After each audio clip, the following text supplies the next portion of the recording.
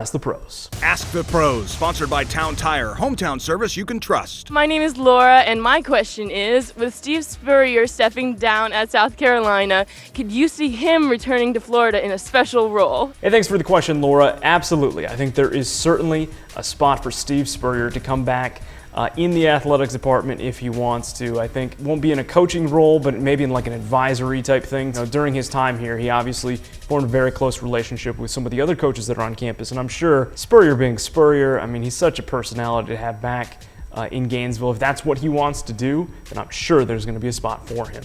Yeah, I think he might actually be gunning for your job because he's been talking a lot about TV work. I know he's doing something with the SEC Network for the Clemson South Carolina game. He's a good hour 45 from Crescent Beach, and I think that's where he's going to be mainly staying and doing stuff over there. He's not the kind of guy who can just sit around there for 24 hours and not have a role, not have something to look forward to other than just golf. My name is Darlin, and my question is the secondary or the defensive line stronger? I think there have been times when the secondary's been the strength of the team, but that LSU game kind of scarred me a little bit. The defensive line, I think, has played extraordinarily. John Bullard, Alex McAllister, Brian Cox Jr., not only rushing the passer, but throwing blocks on offense.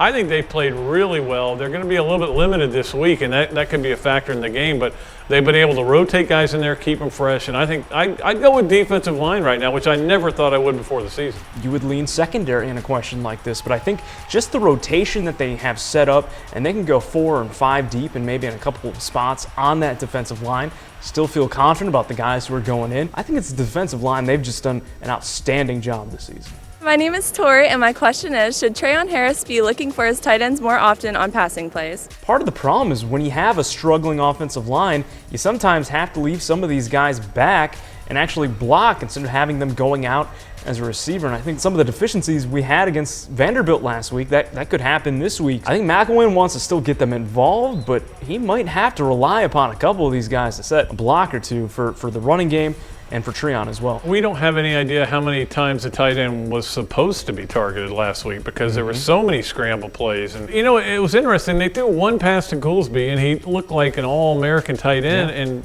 they never really went back to him. I think it's one of their strongest positions. I agree with what you're saying. They count on those guys to block an awful lot.